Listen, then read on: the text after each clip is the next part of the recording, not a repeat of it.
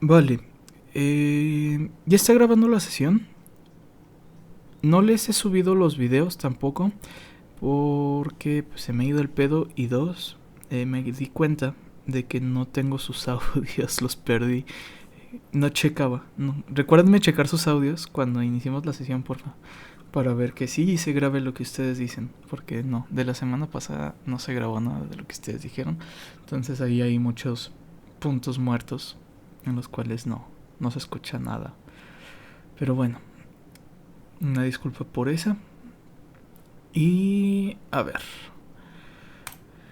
Ahora sí, el día de hoy empezaremos a analizar lo que sería la tercera unidad. Ya vamos a empezar a hablar un poco más en forma de lo que son los aerogeneradores. Pero para empezar a analizar esta parte, primero tenemos que ver cómo se comporta el viento con estos objetos, que serían los temas de fuerza de arrastre y fuerza de sustentación. Les había pedido que checaran un poquito al respecto. Entonces me gustaría que me platicaran qué es la fuerza de arrastre, qué es la fuerza de sustentación y más o menos la dinámica que poseen.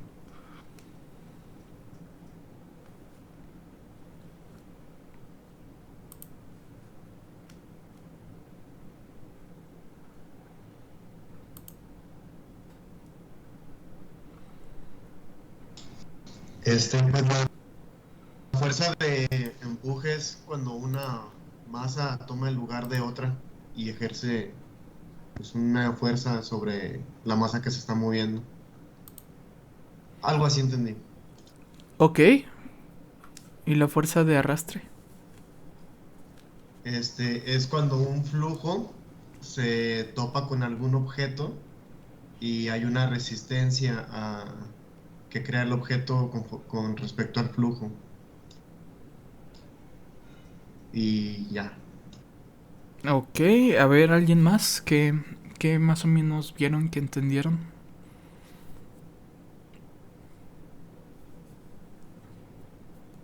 Pues que eran como las componentes, ¿no? Del viento, que la fuerza de sustentación es como la normal a la vela, se me hace que es la que hace que gire, y la fuerza de arrastre es la que sigue por la vela, como si siguiera pasando como hacia atrás del aerogenerador. Yo había Oh, visto que como que se dividían esas dos componentes. ok, bien, bien, bien. ¿Alguien más que quiera complementar esto?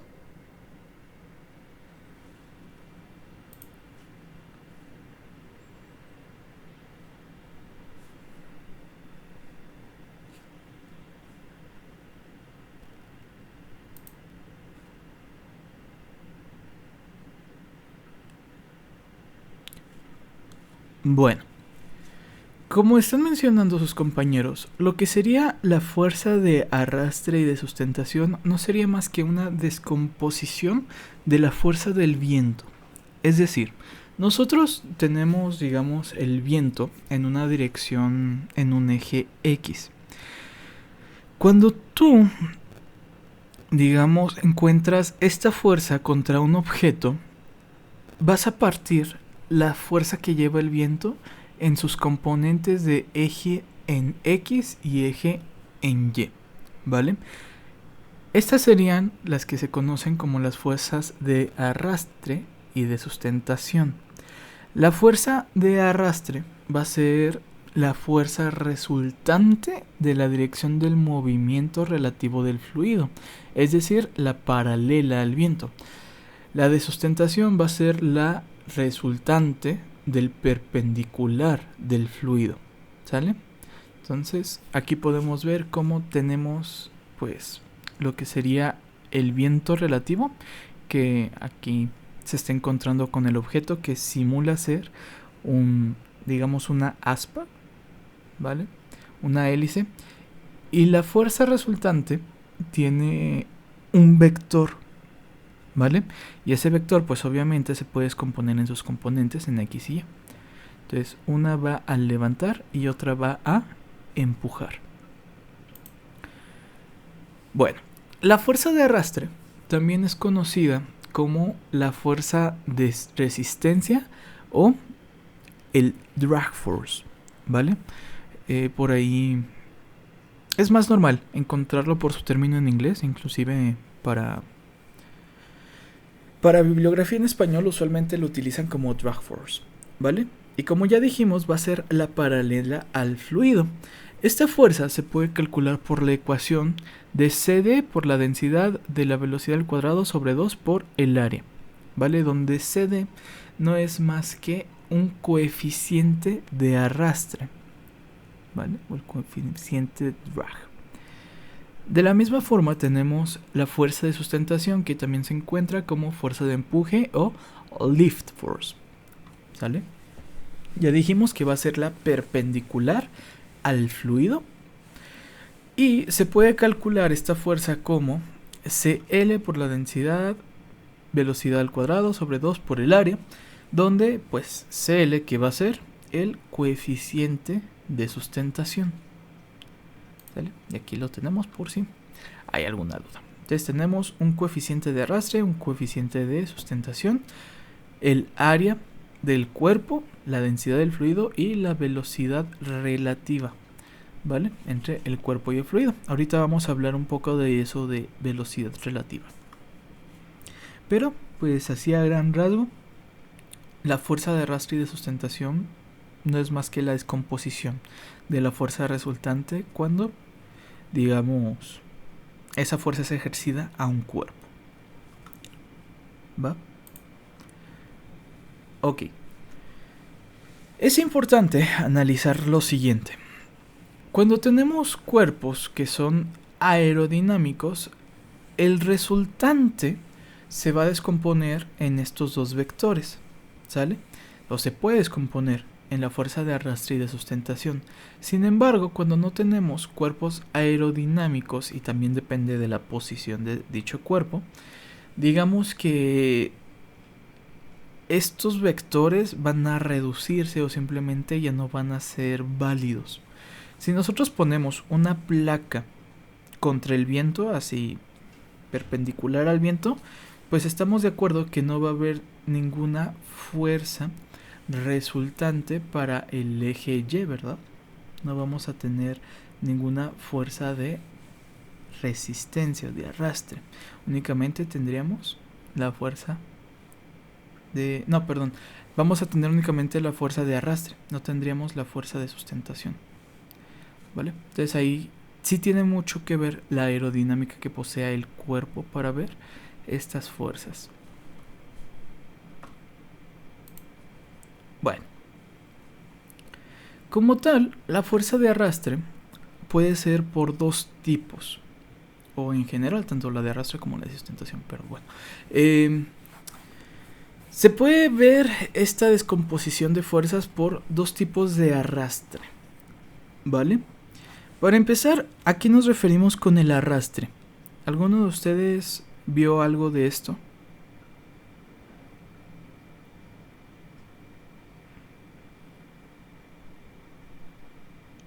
Yo, profe.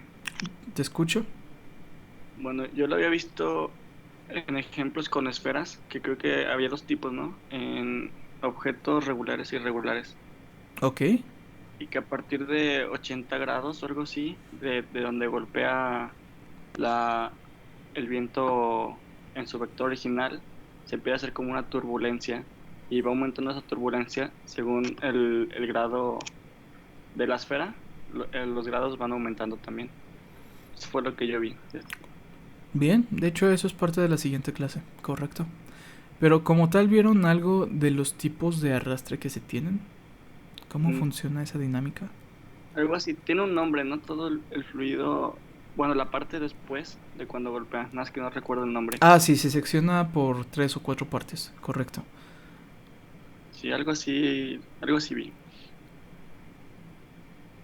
Ok, bien, gracias.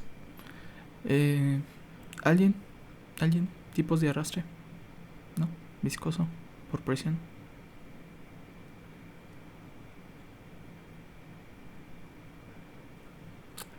A ver, para hablar de lo que sería el tipo de arrastre, tenemos que comprender cómo funcionan estas fuerzas, ya no solo en su descomposición vectorial, sino con la dinámica en el cuerpo. Tanto la fuerza de arrastre como la de sustentación las podemos definir por las sumas de las fuerzas normales, ¿sale? Y esta fuerza normal no sería más que una fuerza tangencial sobre la superficie del cuerpo. ¿A qué nos referimos con eso? Supongamos que nosotros tenemos aquí una hélice. La fuerza tangencial sería la fuerza que se aplica en cada punto del cuerpo. Si nosotros, digamos, vamos partiendo el cuerpo en infinitas partes, serían únicamente puntos a analizar, ¿verdad?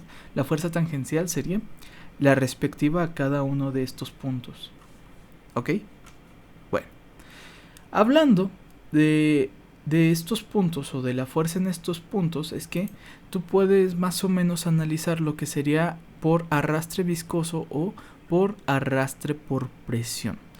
¿Qué creen que sea por arrastre viscoso?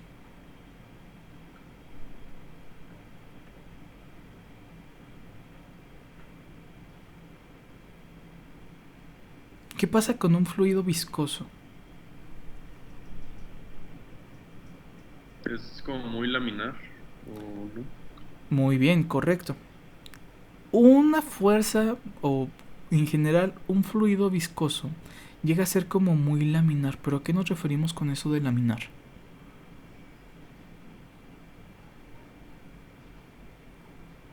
Que no es turbulento. Ok. ¿Y cómo me podrías explicar eso de laminar?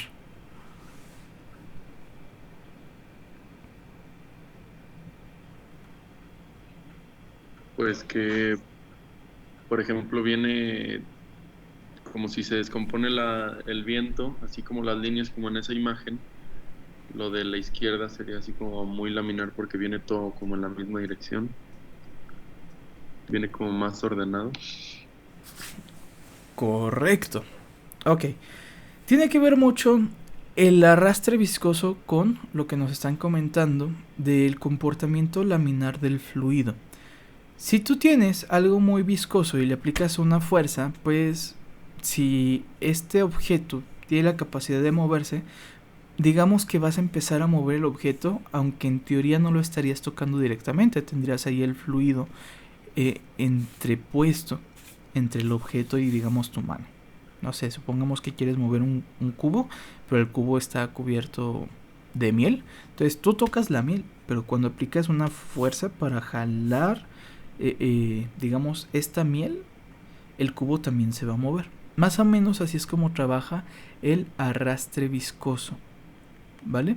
También se le conoce como rozamiento o fricción.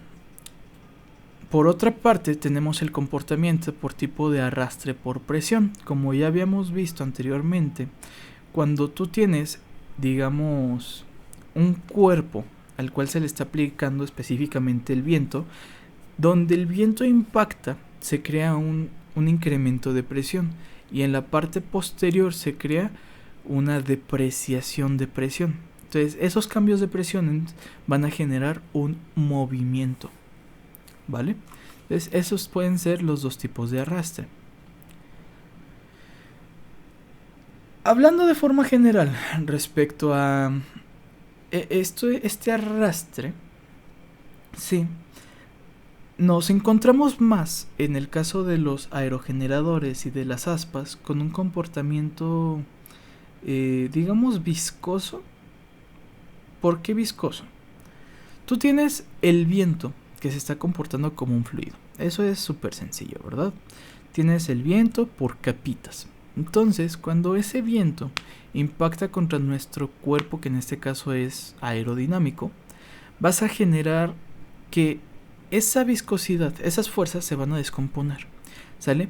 Pero estamos de acuerdo que van a seguir en movimiento, ¿vale? ¿Sí ven mi mouse de casualidad? Sí, profe. Bueno, entonces viene el viento y va a impactar contra tu cuerpo, ¿sale? Supongamos que impacta aquí. Cuando impacta aquí se va a generar una descomposición en la cual En ese punto específico tenemos la fuerza de arrastre que viene para acá y la de sustentación que sería en el eje Y. Pero el fluido va a seguir en movimiento, ¿vale? Entonces el fluido pega aquí, genera la fuerza y empieza a seguir lo que sería, digamos, el contorno del cuerpo, ¿vale? Ese mismo como movimiento en el contorno es lo que sería la fuerza viscosa o el comportamiento viscoso, ¿sale? ¿Qué sucede?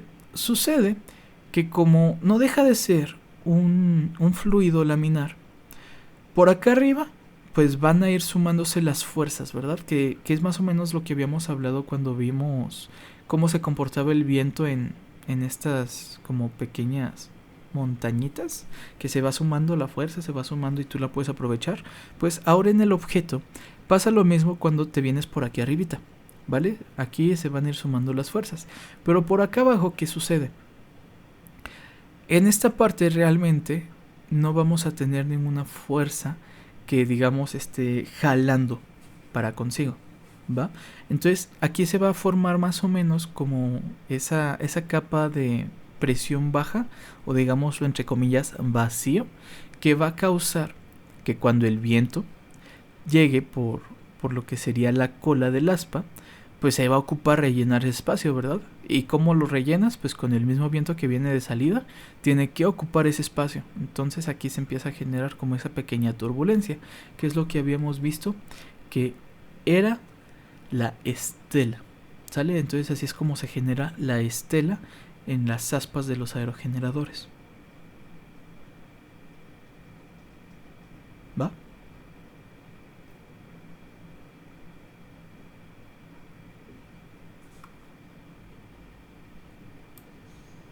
Sí, sí, no. Sí, profe. Bueno, es el mismo comportamiento en el caso de un objeto que no es aerodinámico, pero pues obviamente lo que sería esa estela va a ser mucho más marcada, ¿vale? Entonces viene el viento, se genera aquí la sobrepresión, que es la cara que se pone, digamos, directamente al viento, y se forma la depresión en la cara trasera, ¿vale? Generando como que esa fuerza o arrastre por presión, más aparte el arrastre viscoso. Bueno, hablando de lo que serían las fuerzas y los momentos, pues un fluido en movimiento va a ejercer qué tipo de fuerzas y momentos. Tenemos en este caso W, que sería la velocidad relativa del fluido respecto al cuerpo.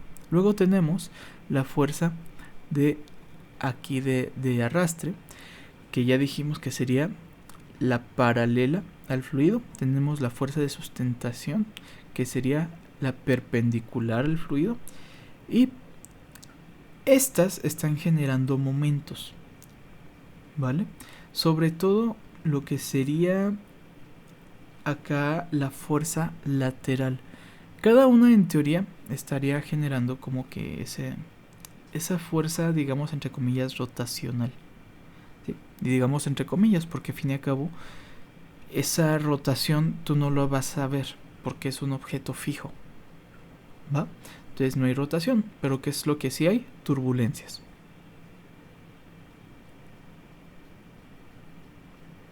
¿Vale? Esta fuerza lateral se le conoce un poquito más como momento de cabeceo. Tenemos la fuerza de arrastre como el momento de balanceo y la de sustentación como guiñada. Pero pues eso es como... ¿Sí? Ok. Ahora, cuando son estos, digamos, movimientos de fuerza, aquí tenemos los gradientes de velocidad. Los gradientes de velocidad van directamente relacionados a, digamos, el flujo laminar que posee nuestro fluido. Si tú tienes un cuerpo completamente fijo y tú tienes digamos, un fluido que pasa por este cuerpo y lo vas dividiendo por capas, ¿cómo lo podrías ver? ¿qué sucede en las capas más pegadas al cuerpo y qué sucede conforme te vas alejando del cuerpo?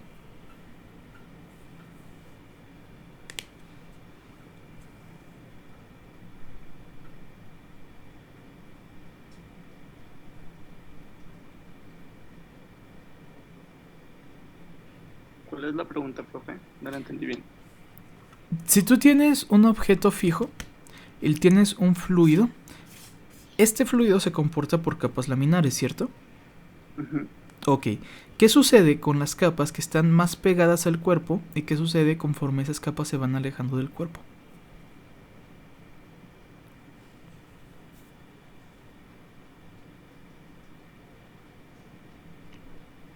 Pues la de las paredes es así como dice la imagen, más estacionarias y mientras más se alejan tienen más movimiento.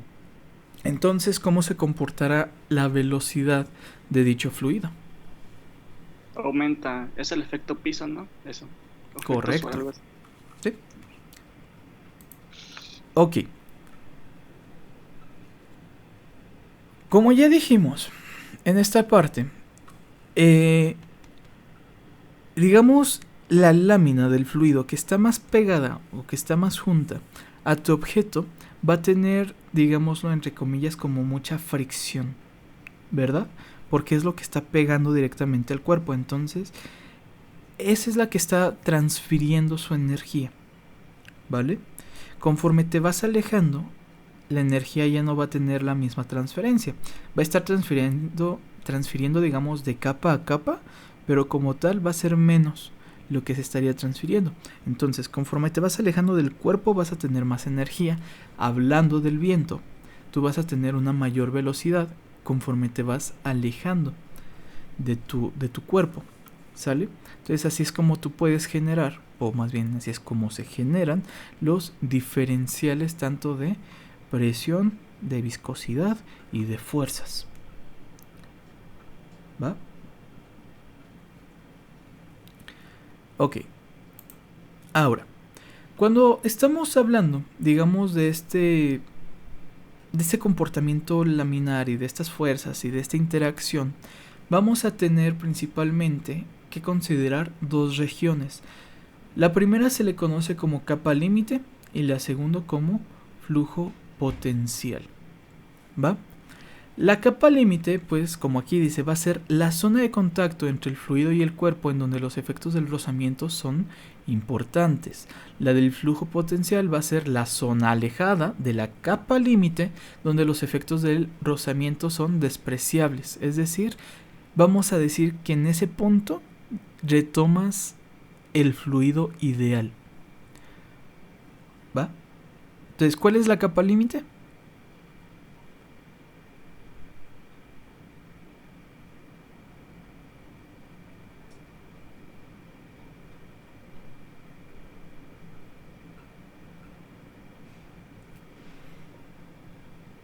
¿Quién?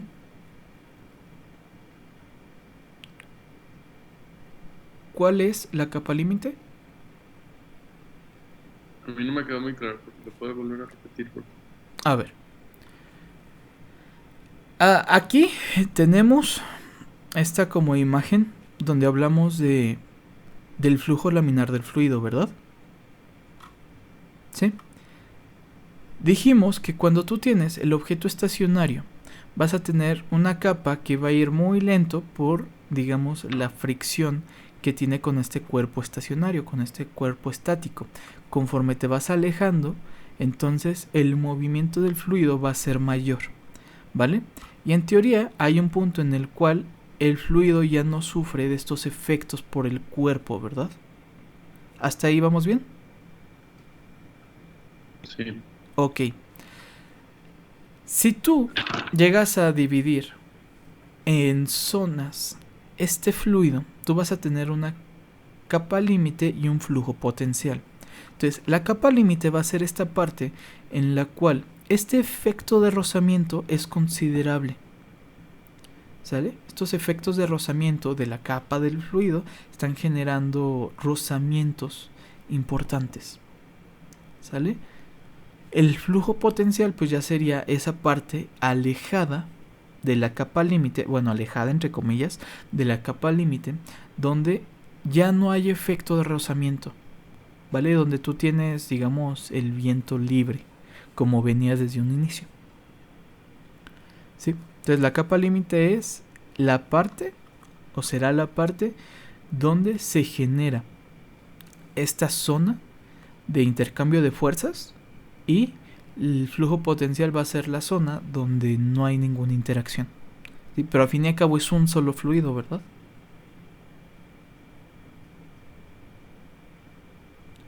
Sí, más o menos. ¿Sí, sí o no? Sí, ya lo entendí más o menos. Ok. Entonces, ¿cuál va a ser la capa límite?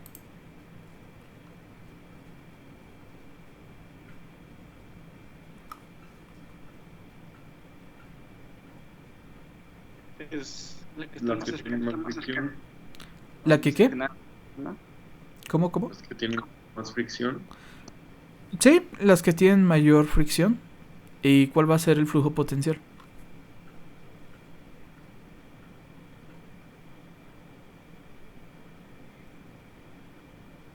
El que está más lejos de la placa estacionaria.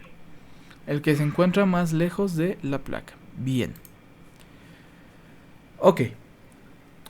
Entonces, aquí podemos ver una pequeña imagen en la cual te está hablando de algunas zonas muy específicas que se generan en este comportamiento de intercambio de fuerza, ¿vale? Tú tienes una placa plana y tienes una interacción, ¿sale? Con un fluido. Entre más, digamos, te encuentres cerca del fluido, es que no puedo decir cerca. ¿Cómo lo podrían expresar? A ver, tenemos la placa, el viento viene en una dirección, entonces tenemos un punto de encuentro, ¿verdad? Entre el viento y la placa, ¿vale? Entre más cerca te encuentres de ese punto de encuentro, digamos que la dinámica que vas a tener va a ser un poco más sencilla, ¿vale?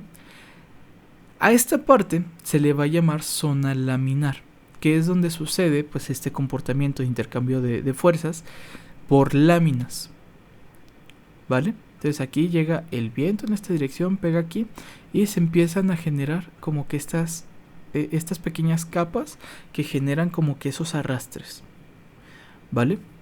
Pero va a llegar un punto en el cual por esos mismos arrastres vas a tener los cambios de presión, ¿va? Y esos cambios de presión sí o sí te van a llevar a la generación de turbulencias. Entonces tienes una zona de transición en la cual pasas del intercambio de fuerzas, ¿sí? por este fluido a una zona turbulenta, ¿vale? Y la capa límite va a ser esa parte en la cual se está generando todo este intercambio de dinámica, ¿sale?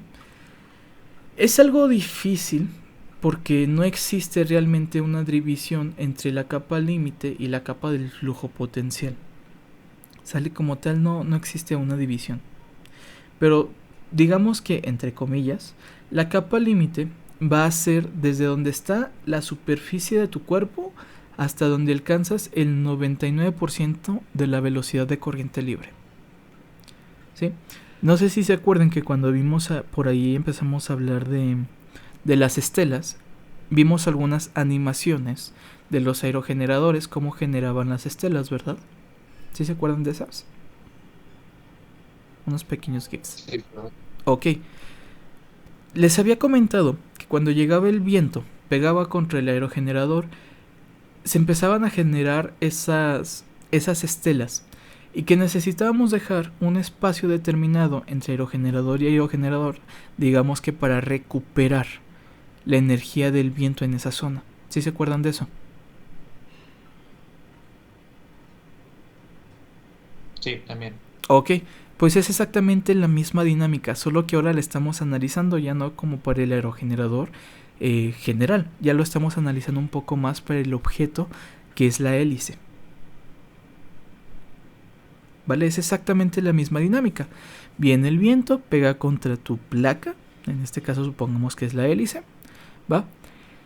Tenemos la zona laminar, que es donde se está generando esa fuerza de arrastre y de sustentación. Tenemos una zona de transición y la zona turbulenta, ¿vale? La zona de transición pues va a ser esa parte en la cual pasas de ese intercambio de fuerzas a ese desorden en el viento. Y todo eso sucede dentro de la capa límite, ¿vale? Que es el punto en el cual se sucede este intercambio de fuerzas, que es donde se genera como estas fricciones por la viscosidad, entre comillas viscosidad, ¿verdad? Del viento. Y el flujo potencial sería todo lo que está fuera de la capa límite, ¿vale? Que es donde tienes, digamos, el fluido en su estado libre, o la corriente libre. ¿Sí? ¿Ya quedó un poquito más claro eso?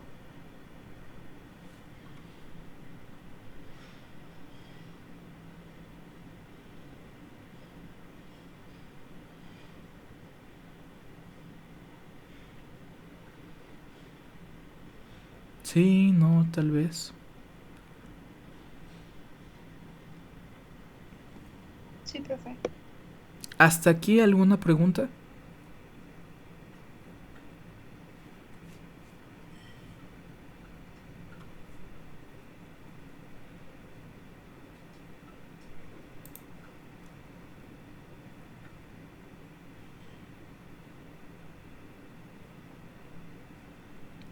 ¿Todo bien? ¿Sin preguntas?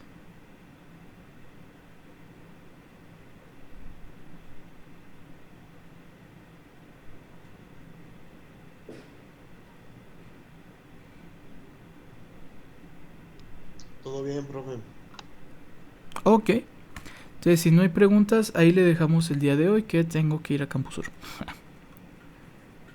¿Va? Nos vemos el día de mañana. Y por ahí, guárdenme sus tareas. ¿Sale? En cuanto abra los espacios, pues yo les digo para que las suban. Ya no les voy a poner como fecha límite de entrega, entre comillas. ¿Sale? Voy a ampliar esas fechas de entrega para los que por ahí falten de subir alguna pasada. ¿Va? Sale, profe. Gracias. Profe. Hecho. Muchas gracias, hasta luego. Muchas Entonces, nos gracias. vemos mañana, cuídense.